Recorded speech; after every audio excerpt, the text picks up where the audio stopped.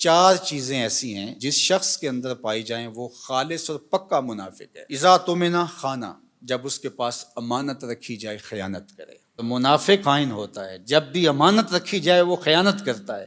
اور ہم اس نبی کے ماننے والے ہیں جن کے گھر کے گرد کافروں نے محاصرہ کیا ہے، ننگی تلواریں لیے کھڑے ہیں کہ آج حضور کی زندگی کا چراغ بجھا دیں گے۔ وہ باہر تلواریں لہرا رہے ہیں اور حضور علی کو وصیت کر رہے ہیں کہ صبح ان کی امانتیں واپس کر کے تم بھی مدینے پلٹ آنا۔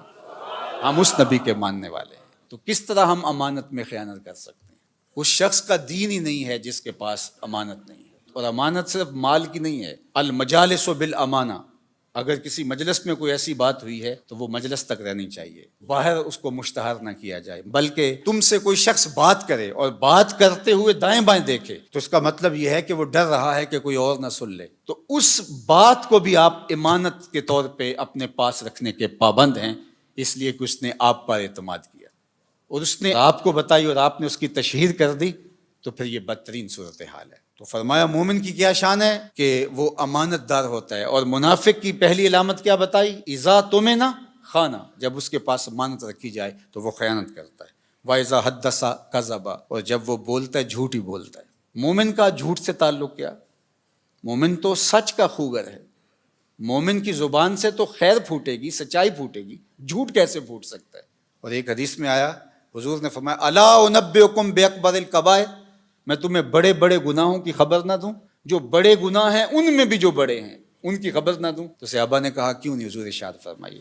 تو آقا کریم نے فرمایا الاشراک باللہ، اللہ کے ساتھ کسی کو شریک ٹھہرانا۔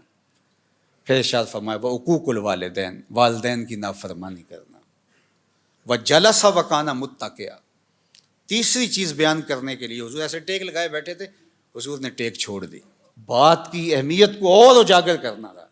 اور پھر حضور نے فرمایا الا وقول الزور، الا وقول الزور، الا وقول الزور، اور جھوٹ بولنا، جھوٹ بولنا، جھوٹ بولنا۔ پہلے تو ٹیک چھوڑی اور پھر حضور اتنی بار یہ لفظ بولا کہ صحابہ کہتے ہیں کہ ہمیں بار بار آ رہا تھا کہ حضور اب سکوت اختیار فرما لیں، ہمیں بات کی اہمیت کی سمجھ آ گئی، لیکن حضور بار بار کہتے تھے الا وقول الزور، الا وقول الزور۔ اور شہادت الزور کے لفظ بھی ہیں، جھوٹی گواہی دینا اور جھوٹ بولنا، تو یہ جھوٹ اتنی بری بات ہے۔ اور ہم سمجھتے ہیں کہ یہ فن ہے، جھوٹ نہ بولیں تو سودا ہی نہیں بکتا۔ میں کہتا ہوں جاپان والوں کا کیسے بک جاتا ہے؟ پوری دنیا بیچ رہی ہے، ہمارا نہیں بکتا۔ ہم پھر سودا نہیں بیچ رہے، ہم جھوٹ بیچ رہے ہیں، جو بیچیں گے کمائی بھی پھر اس کے مطابق ہوگی۔ تو فرمایا جب بولے جھوٹ بولے، یہ منافق کی علامت بتائی گئی۔ وَإِذَا عَاهَدَ غَدَرَ، اور جب عہد کرے تو عہد کو توڑ دے۔ لا دین لمن لا عہد لہ، اس کا دین ہی نہیں ہے جس کا عہد نہیں ہے۔ ہمارے ایک ذمہ دار شخص نے یہ بات میڈیا کے سامنے کہی تھی کہ جو عہد ہے، وعدہ ہے، وہ کوئی قرآن و حدیث ہے؟ ہاں قرآن و حدیث ہے۔ لا دین لمن لا عہد لہ، جس کے پاس عہد کی پاسداری نہیں، اس کے پاس دین ہی نہیں ہے۔ اللہ اکبر، یہ دین ہے ہمارا۔ وَإِذَا خَاصَمَ فَجَرَ، اور فرمایا کہ جب وہ کسی سے لڑتا ہے، جھگڑا ہو جاتا ہے، کسی سے الجھاؤ بن جاتا ہے تو گالیاں بکنا شروع کر دیتا ہے۔